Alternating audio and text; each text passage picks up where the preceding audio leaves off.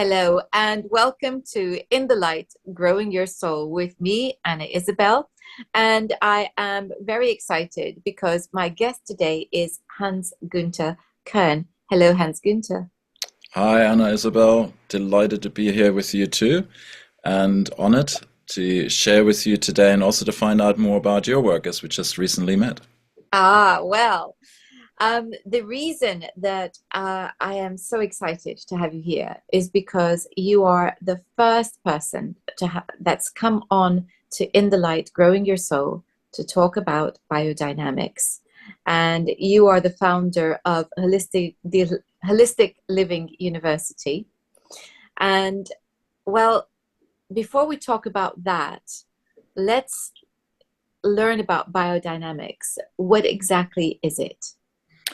Well, for those who haven't heard anything about biodynamic farming or gardening, or as I would say, land custodianship, it's been born out of a spiritual scientific impulse from Rudolf Steiner, who was asked by hundreds of farmers in the early 1920s, so post First World War, to curtail the depletion of soil and fertility in the farms in Eastern Germany particularly. Because when we think of large-scale farming, it wasn't so much the United States that started with it, but it was in Germany with a scientific approach based on chemistry and physics and all modern materialistic natural science that brought a lot of destruction to the soils and the fertility of plants, the health of plants and animals, and henceforth to people.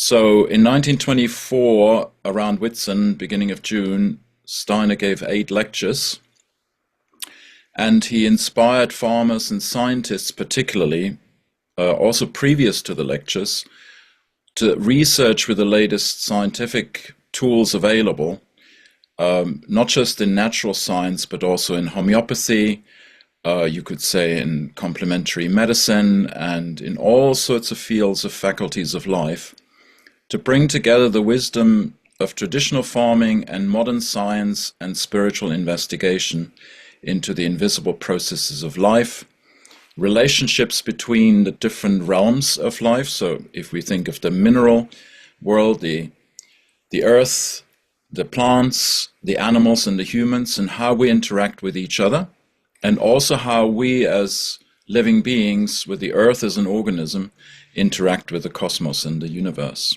Because often when we think of farming and gardening, maybe traditionally people were aware, but we're very much looking down in the soil and not so much into the sky anymore as modern people. So that's in a nutshell how it came about. And as I said, there's really this, it's sort of embedded in the name when you think of German, it's biological dynamics. So we're talking about biology, life processes and biochemistry and so on. And we're talking about dynamics, which is how these living entities in a farm or garden relate to each other and change through time and space and different beings that are exposing themselves to these workings between farm, garden, and universe. So, if we now think about the universe side of the equation, Yeah. what exactly are we talking about? So specifically, we're talking about our most beneficial planet that we all so strive to see every day here in England, which is the sun. And of course, we know there's the diurnal rhythm, the sort of daily rhythm that nature experiences in ourselves, and how much that influences us positively or negatively if we are not exposed to the sun.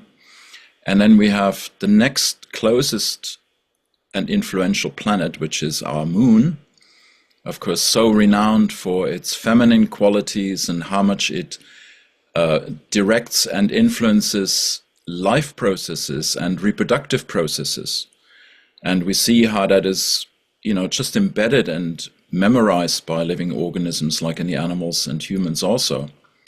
We have our biorhythms that very much relate to the moon. The 13 months that we are learning now again, luckily, that they're actually 13 months, not only 12. Only in relationship to the sun we have 12, so 13 moons in a year. And Then we go further afield and we have all the other planets that are very instrumental, particularly when it comes to more subtle processes in terms of the relationships that are happening between us and the cosmic forces, and also the finer elements like the electromagnetic field of the Earth and how that responds to different planets interacting with the sun and with the wider cosmos or universe, which are then the fixed star heaven. And most of us are familiar with astrology nowadays. In biodynamics, we practice something that is working with the sidereal zodiac, not the synodial, or the tropical, I should say. The tropical zodiac is used in astrology, which is a 30-degree division of the sky into 12 signs of the zodiac, whereas we are working with the actual constellations, which we call astrosophical zodiac, which is a wisdom of working with the knowledge and the practical experience of how these different sectors of the sky, and I should say when I say sectors, there are really beings there that ray in life forces and archetypical forces and influences that then manifest in the Earth in a very differentiated way through the planetary influence and working on the Earth through plants, microlife, our conscious and unconscious soul life, and what have you. So there's a lot that's packed into what you've said. And for those who are puzzled by the use of the word planet in relation to the sun and moon, let me just explain that the original meaning, going back to the Greek, is that these are wandering bodies in the heavens, and therefore in astrological terms they are called planets. So it's a different meaning to the modern astronomical meaning that we are using today. So just to clarify that, Hans-Günther does know what he's talking about. They are not planets in the modern sense, but in the original meaning of the word, which is wandering bodies. So that's the first thing. And the second thing that I think is important is that we are talking about something that is very ancient. So astrology had many different uses amongst our ancestors. And one of those was what is known as natural astrology, which would have been the observation of the weather. And there were many astrologers who specialized in this natural astrology throughout the centuries. And even when it became unfashionable, when astrology became unfashionable or became suspect due to religious issues around matters of free will and fate, etc., the one branch of astrology that carried on being considered worthwhile and reputable was natural astrology, because it was used for the prediction of weather, and it was also, of course, therefore used in farming, and nobody could deny the relationship that we have with the sun and the moon. Yes, the other planets a little bit less obvious, but as you've pointed out, they do have a part to play because of their influence that they also have on the sun, which then has an impact on our weather. So solar weather affects us, if I can put it like that, and solar weather is also affected by the planets, even those that are further from the sun. They are part of the solar system. There is an interaction between them and the sun, and as they sometimes are closer to the sun than at others, they too have an influence with the sun. In particular, there is statistical data that's been collected for a long time about the relationship between Saturn and the sun, and what happens when Saturn is closer to the sun rather than when it's further to the sun, etc. So this is a long studied and hugely important body of knowledge. And you are now following in the footsteps of Rudolf Steiner. Yes. Who was really synthesizing a whole host of different wisdoms, and who had a theory, who developed a kind of theory based on previous theories that people had postulated on how this is possible. How can this be that there is this effect of the planets on the Earth? And so when Hans-Günther is talking about a different approach in using the constellations themselves rather than the symbolic zodiac, which astrologers are known to use, that's because we're looking at two different fields of astrology, and therefore now we're looking at two different methodologies. And why these two exist is a very long story for our podcast today. We won't go into explaining the differences. Go into the percentage of the equinoxes just at this moment. But suffice it to say that they are two different methodologies. And so, brilliant. Now that we've got that in a context for everybody, let's come back to, well, let's talk about the sun. Is a little bit more obvious because we experience him with the seasons and the, and so on. But what about the moon? Tell us about the relationship between the moon and agriculture. So, as you said, the sun is more obvious, and yet we don't use those rhythms in agriculture anymore, because you said earlier, so interesting that Steiner did go back to traditional wisdom and then looked at modern knowledge and modern research and empirical studies, bring it together. So even with the moon, I mean, it's so obvious in a way when we look at the moon and its path through the sky, for example.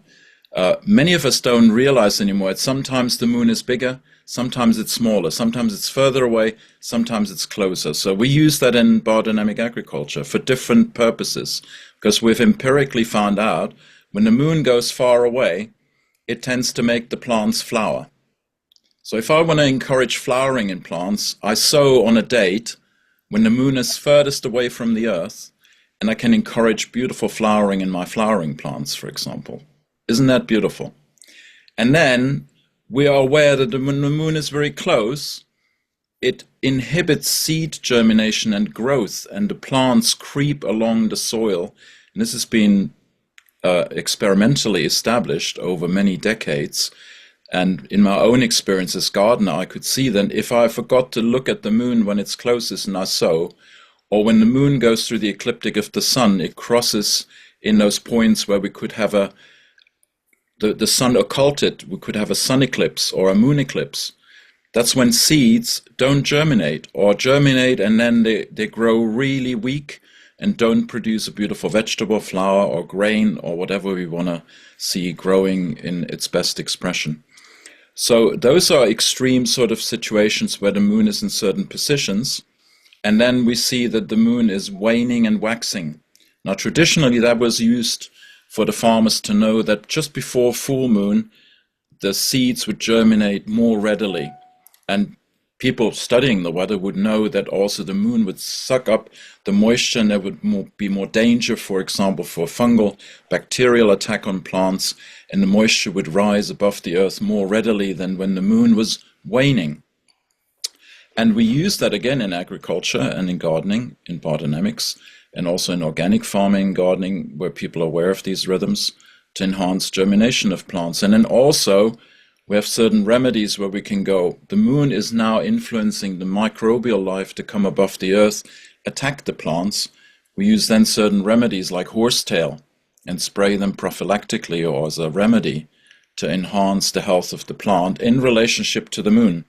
So when we start working with the rhythms and the remedial plants and their consciousness, we're actually creating healthier plants, more nutritious plants, and therefore we're healthier because we're nourished better. So those are just a few to mention here. as the moon and its influences. I love that because it just makes so much sense that if we are working with the land, or we're planting things that is working with the land, it seems bizarre to me that we wouldn't be studying the land and the weather and anything that might have an effect on the weather. It makes absolutely no sense to me to disregard that, because all we need to do is understand nature better, and then we can work with nature to create to allow everything to flourish. So it makes complete sense. We also know that, there are certain patterns with the moon that determine rainfall too, when it's most likely to rain, etc. At least in our climates, there's lots of documented evidence for that. So why not use all of this and then work, as you say, with the rhythms of nature? So what then is the ideal time to sow? Because some people might think, well, a new moon means a new cycle. Surely this is when we should be planting. But actually, it's the reverse, isn't it? Yeah, the new moon cycle, or the waning moon, is traditionally used for transplanting and for felling wood, because the sap would go into the earth. And for those who might have seen this planting calendar, biodynamic calendar of Maria Thun, she studied these rhythms and relationships for over 50 years in 3 different farms and 3 different climatic and soil manifestations in Germany, and empirically established that there's also another rhythm that's very important for us working in biodynamics, which is actually the moon when it ascends in the sky and descends. So all of you are aware the sun is higher in the sky in summer than in winter. Well, the moon does that 13 times in a year. It ascends up in the sky and it descends. And if the waxing moon, so the increase in light in the moon and the height of the moon coming together, then we have the best possibility for germination of seeds.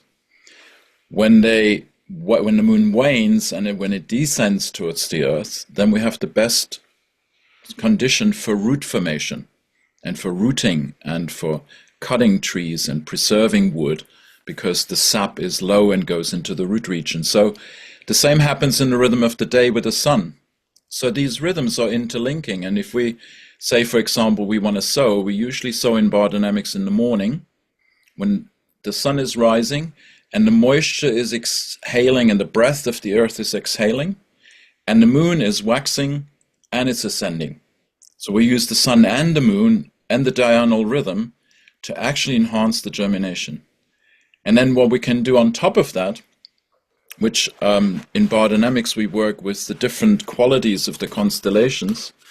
There are the different colors here in the planting calendar, and they signify the 4 elements relating to the 4 different, the 12 different constellations and the 4 elements that they convey to the earth as an impulse. So in biodynamics, we also consider the moon influencing, depending where it is in which constellation, better root growth. So say when the moon is in the constellation of the Virgin, we would sow the roots, for example, then they would do much better because they're a root crop growing in the earth. Then say when the moon is in the constellation, say the Fishes, which is a water constellation, and then we would sow all the leafy crops like the cabbages and the Brussels sprouts and the lettuces, etc., etc. So there's another differentiation between the moon just in its own right and its own rhythm and the day rhythm of the sun, and then considering the zodiac. So that's sort of the, could I say, the master gardener in biodynamics would consider all that. The beginner starts just with maybe the moon rhythm or the diurnal rhythm, and it starts building up and stocking up and adding into the building. Like you start with a house with certain furniture, and then you start embellishing the house, and then you become a master in Feng Shui, and you start looking how these things relate to each other and how you put them in a house differently. So we're dealing with earth signs for roots and root development, and we're dealing with water signs for leaf. That's and, right. Fire for fruit. So fire for the fruiting and grains and seeds and nuts, yeah. And air would be for flowers. That would be flowers. And also if we want, I don't know if any one of the listeners have heard of green manuring, of feeding the soil with legumes that fix nitrogen from the air. And we want those to come into full flowering. When they flower, they fix the most nitrogen. So we sow those also on what we call a flowering day or air light day. Now, so we know, for instance, that broad beans can also fix nitrogen. Yeah. So if we're sowing broad beans, I would have been inclined to do them on a fire day. Yes. But under what you're saying, I should be sowing them on a flower day. Always depending on the purpose. If you want to harvest the fruit, the pods, then harvest it on a fire or warmth constellation day, or the warmth and fire element. If you want more nitrogen fixation and then use the plant and dig it in the soil to fertilize the soil, then you might choose to actually sow it on a flower day, which is an air light constellation in which the moon is residing. Maybe I should do two different sowings. So it's always depending on the purpose. Yes, maybe I should do two different sowings for two different purposes. Well, that's very interesting. I didn't know about that, but that's fantastic. And that's, again, one of the beautiful things about this is just understanding the rhythm. And it's also interesting because you're talking about the intention. Yeah. So now you've brought in another element, which is absolutely intention. Yeah. So tell us about the role of intention in all of this. So now it becomes really interesting. That's where I get really excited, because like with astrology, and you mentioned earlier this whole aspect of free will and not determinism or fatalism, we could say the way evolution happened is, the way I understand it, is that the whole universe manifested in each human being. So the stars, the zodiac, the plants, the animals, every species that we have out in the universe, every planetary aspect that's out there, any star is also in us, manifest in each one of us. Now, if we are the universe, if what is in the macrocosm is in the microcosm is the same as what is in the macrocosm, that means we have the power through our temperaments. And I don't know if everybody's familiar with the 4 temperaments. So we have people who are very fiery. They're called cholerics. And if a fiery person goes in the garden and wants to sow tomatoes or cucumbers, or might want to sow nut trees or what have you, they're going to influence those more strongly than, say, for example, an earthy person, which is very melancholic and is very inward and meditative and holding back. It's not going to put this fire out there for the plants. So a melancholic might sow the tomatoes and the cucumbers and the pumpkins when the moon is in a fiery constellation, but they bring another quality to it. So that's one aspect. And then when we talk about intent, of course, we can identify or bring out more qualities of one or the other in ourselves. There's many modern psychologists who go, in the state I get myself into, I can do that through the intent, through the will, through thinking, for example. And then it becomes a feeling, and then becomes action. So the way I do things, if I do it with fire in the garden, I then might be actually influencing my plants stronger than the constellations, because I have free will and I have intent. So it becomes very liberating in a way to go, I don't just need to follow the Bible. I always make the joke, this is the Biodynamic Bible. But I can actually be a free being and go, the weather is not quite right today, tomorrow is the perfect day. I might want to sow the flowers or the fruiting plants, and it's going to be a root day. I can actually bring this about out of my own voluntary action and will and intent.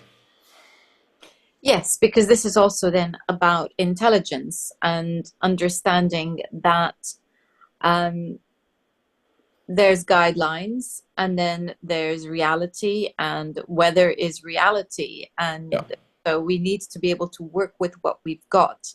Yep. And I think too, where you're talking about temperament, we can replace that word to an extent by personality for those who are unfamiliar with the word temperament. And also to say that we are usually a combination of different temperaments. So very few people would be solely 100% choleric or melancholic or sanguine. Very few. Most of us fall within a spectrum of those qualities, and we are a combination, therefore, of all of them. So, but what is interesting too is this, and again, this dynamic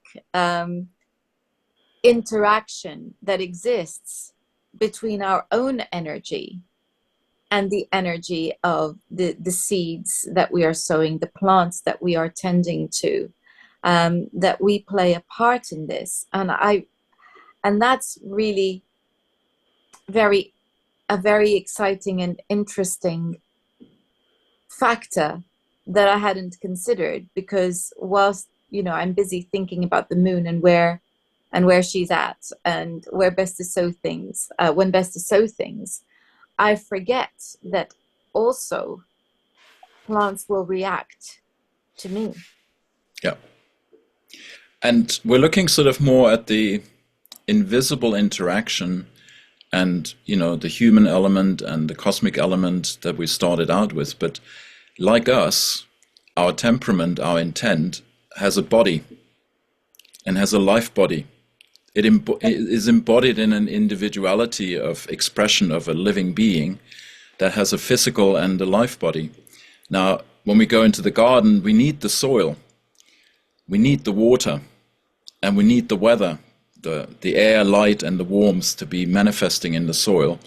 So before we would even consider any of what we've just been talking about, the earth has also got a temperament, you could say, or a vocation, we call it. Like you have a vocation or a gift that you bring with you from before life, and you can gift it to society, who then go, ooh, he's got amazing talent in music, or he's got a talent in technical drawing, or he's a good builder, or a great painter.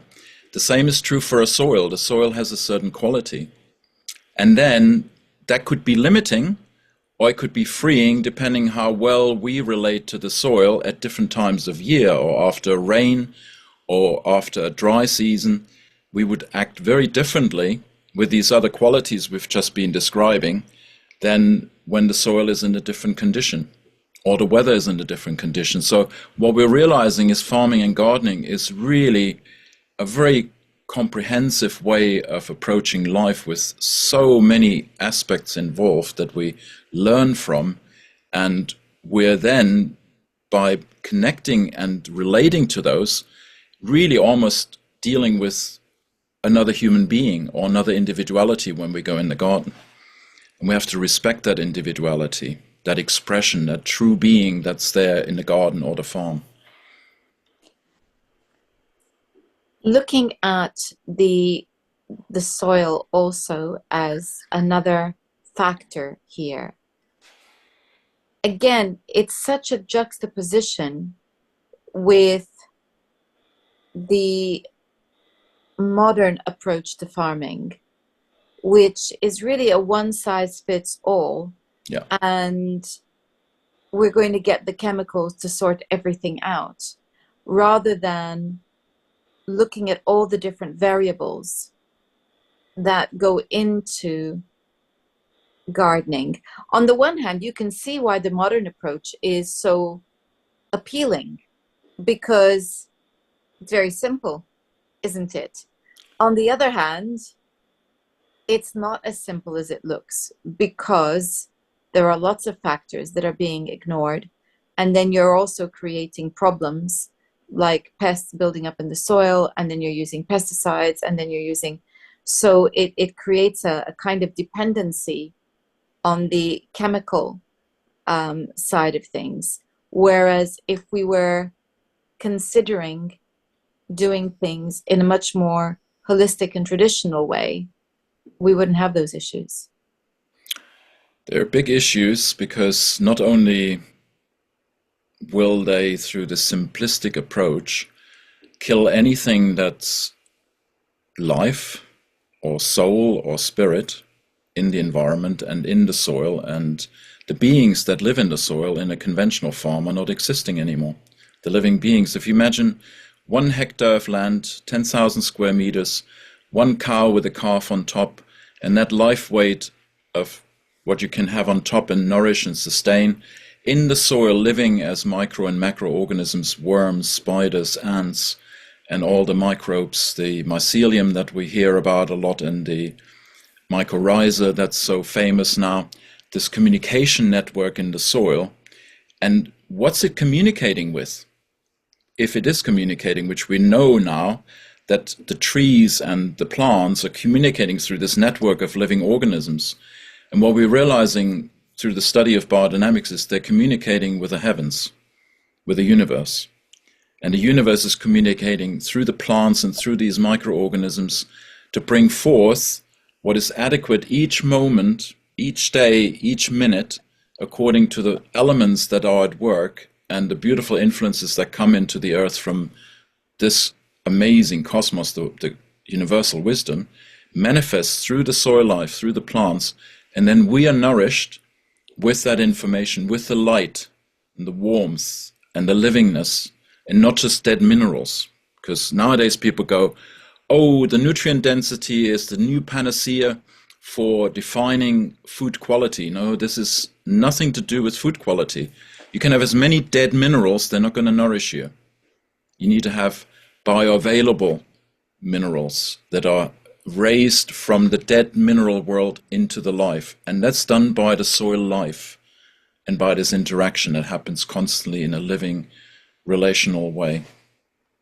Well, bioavailable is hugely important from the human side of the equation too, because how many times do we hear that certain supplements might not be as beneficial as we would think because they are not in a bioavailable form, which means the body cannot absorb it. So this is a concept that is that needs to be more widely understood, that just because something is there doesn't mean that the plants are accessing it any more than us taking a vitamin B tablet, whatever type of B it might be, will be available for us to for our bodies to absorb it, or magnesium or whatever.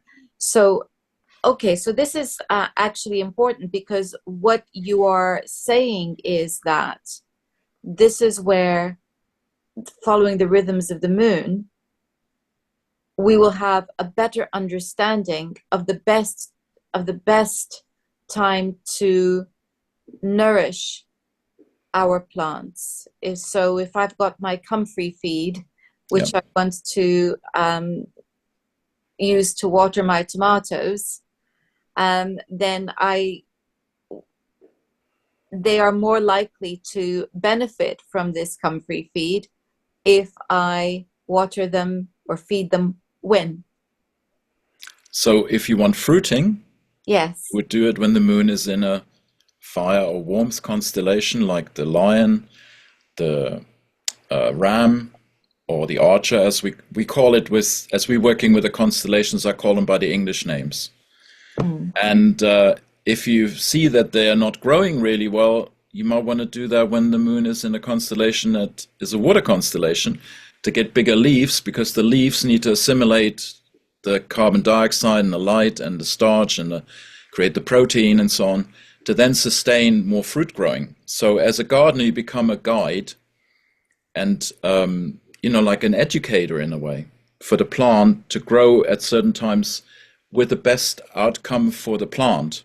Ah, so now that's interesting because perhaps what you're saying then is when the tomatoes are young, you might water them at a particular time, but as we're wanting to encourage them to go into fruiting, Yeah, we change when we are watering them. I for like that. example. I like Yeah, them very much. yeah. Okay, so good. That's why And I not only that, but then if you on top of it start talking about the biodynamic preparations we have, which are alchemical substances that then, even in a more subtle way, instill in the plant to respond to these cosmic influences and forces even more sensitively and less sensitive to the polluting elements that are in the atmosphere, like radio waves and radioactivity and fumes and poisons and all that. Then we have a whole nother ball game on top of, very distinct from organic or permaculture or any other method that's organic or traditional, because we're now starting working with healing substances that are a little bit like when you enter meditation and when you have positive mindset and intent, we have healing substances that do that for the plants for certain purposes. so you used the term alchemical, but do you mean alchemical or do you mean homeopathic? Are they Okay, both. In certain instances, we work with homeopathy. So if we want to work with certain herbs, say wild herbs that are competing with our plants, we take the seed and burn the seed in a certain constellation with planets or certain planets in certain constellations because of their relationship. And then we use homeopathy to make this more potent and spray it on the land to keep the plant away from manifesting so dominantly and stay in the etheric, in the invisible, and work from the invisible into the soil. So that is homeopathy, but it's also spiritual scientific work in terms of working with the invisible life processes. Then we have preparations that bring the mineral, the plant, and the animal world together in an alchemical transformative process, creating new substances that we are aware of, that then will lead the plants into a more consciousness of how to work with environmental factors. And we are the teachers, the healers, and the doctors, you could say, for the plants and the soil, or I the like alchemists. I like this very much. I like the idea of teaching bindweed not to take over my plot There you go, and be beneficial, because and be bindweed has a task. so what is the task of bindweed? Please tell us because gardeners out there are going, So gardeners, if you have bindweed, horsetail, or thistles, it's a bad sign because you got waterlogging between your top and your subsoil. And then a good gardener would know that you would find cultivated plants that will open the soil up, and you will practice certain cultivation and crop rotation and certain preparations you put to actually replace the bindweed with other biodiverse presence of other plant species that will deal with the problem, but without being a competitor. this is absolutely why I wanted to have you on here because what you are demonstrating is how beautiful it is to be working with nature and how unnecessary it is to be attempting to control and subjugate because that ultimately leads to destruction. Yeah. Whereas if we understand that what we perceive as a problem is about us not understanding what's going on, then it's a very different approach. Yeah. It's one of, okay, so, oh, waterlogged, well, that makes sense. For me, it makes sense because the topsoil is great, but it's on clay. So, yeah, and I know that the clay part does get waterlogged. And so how deep do I have to go now to improve this clay soil? These are the questions that we are going to be asking, isn't it? Yeah. But Very then practical. Yeah. exactly, it is practical. So Mm. although there is, and the thing I've always loved about the biodynamics way of working with things is that it is holistic, because it it brings in all aspects of life. So as an astrologer, it makes complete sense to me that I'd be looking at the heavens as much as I'd be looking at the earth. Yeah. And so it now is very practical, but it's also a spiritual practice, because it is one that respects everything around me. And so this is a very, this is why it's lovely to have you here talking about this. And as you say, respecting everything around us, we've only been talking about growing food, for example, right now, in flowers and green manures. But part of biodynamics that's really part and parcel is that we need to enhance the forest, not the woodlands, because there's not enough woodlands in England, for example. We need to enhance the presence of hedges and create what I call living cells that differentiate between a little space where we grow food, where we live, and then another space where someone has another property or another manifestation of their work. And nature will be enhanced through bringing together what I call the wild or the natural fauna and flora, and the cultivated and domesticated. And there's the whole ornamental world that we're blessed in England, particularly in this beautiful isle, where all the plants from all around the world have been brought here.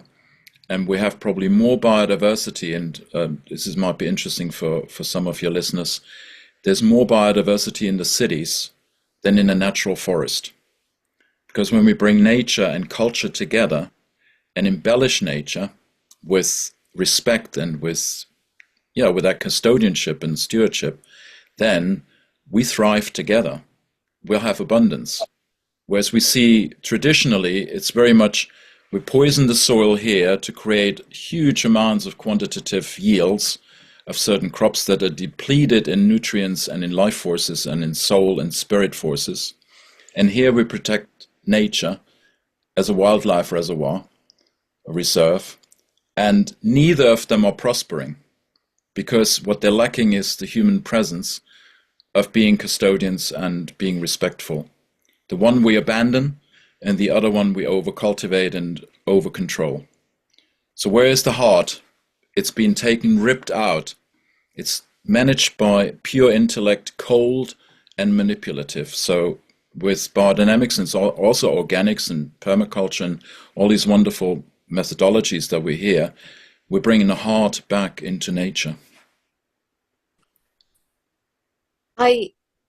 It just really struck me listening to you there, how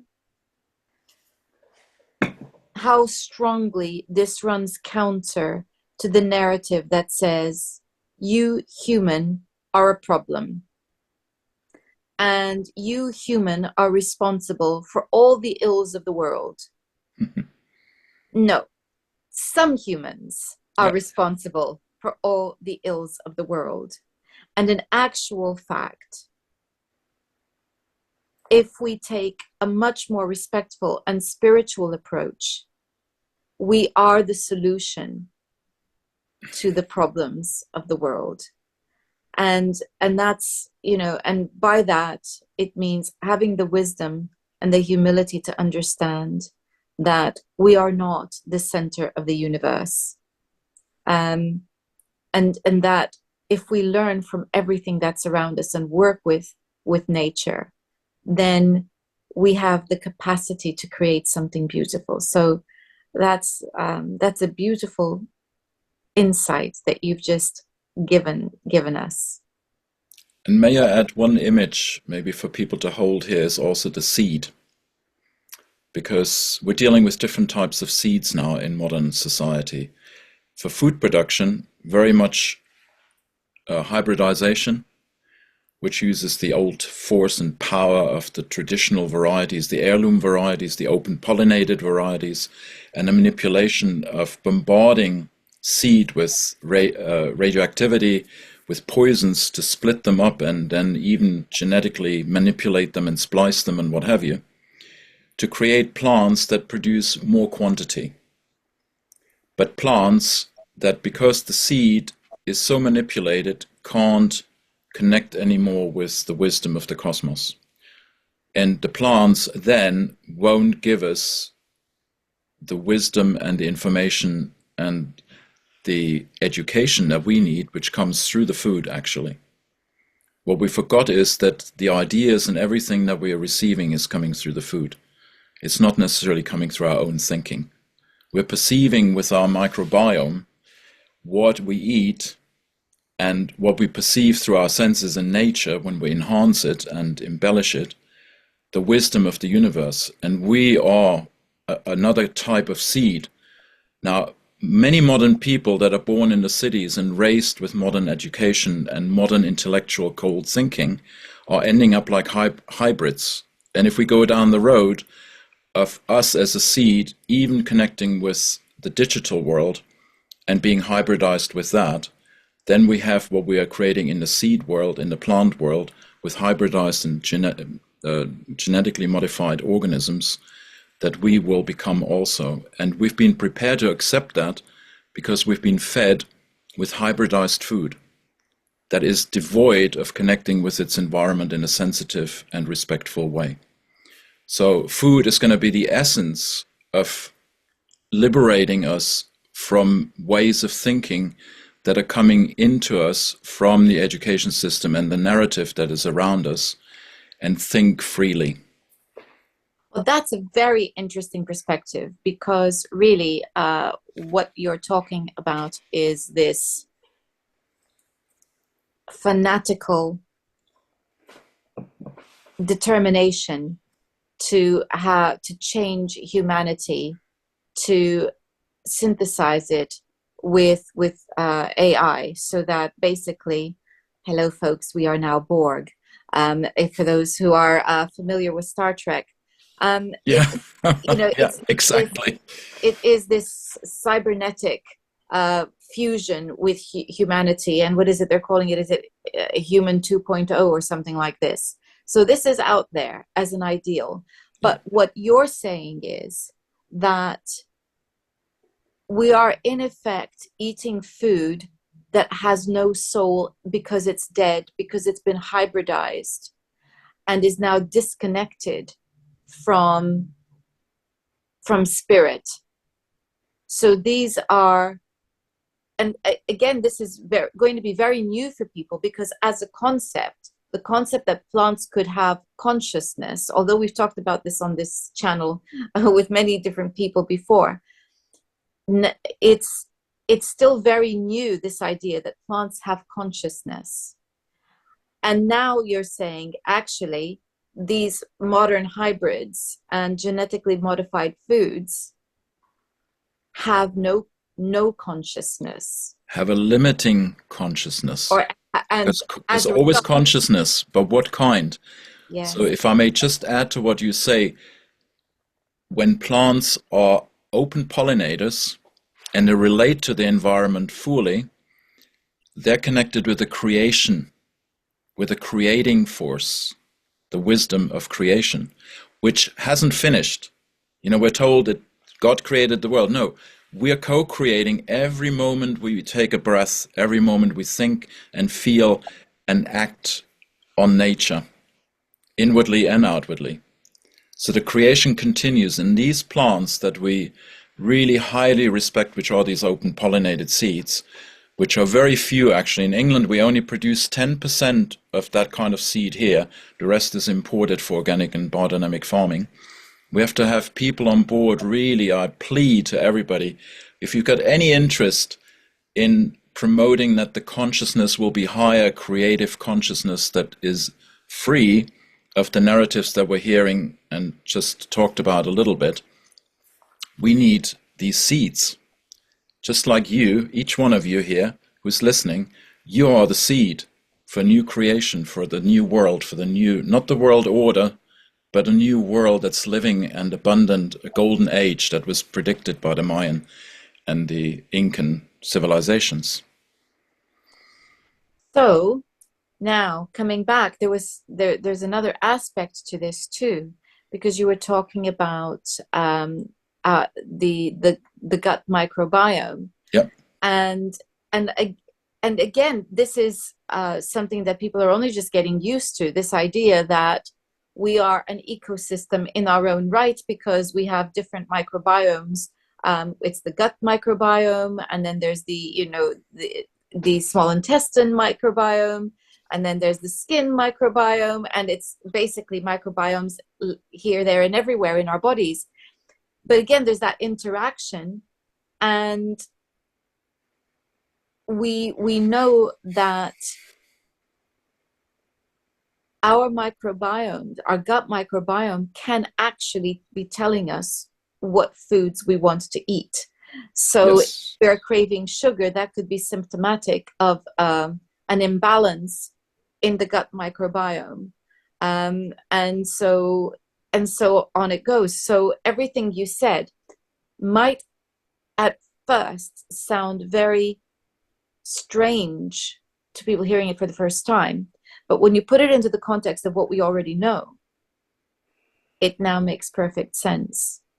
If we So, listen to modern science of nutrition and also astrophysics and the whole new gamut of sciences that are peripherally coming in now into our consciousness, it proves what Rudolf Steiner 100 years ago was predicting and preparing people to accept with biodynamics and world of education and the way he prepared cultural renewal. He predicted this will be a huge awakening time for humanity to create a new consciousness. And we're just awakening, we're just babies, really. That's so a lot of you might be surprised what we're talking about. And yet let's take it as a seed and maybe, oh, let me think about it. Don't throw the baby out with the bathwater. Just think about it and start investigating. And you might find there's very sound modern science behind everything that was said today on this channel.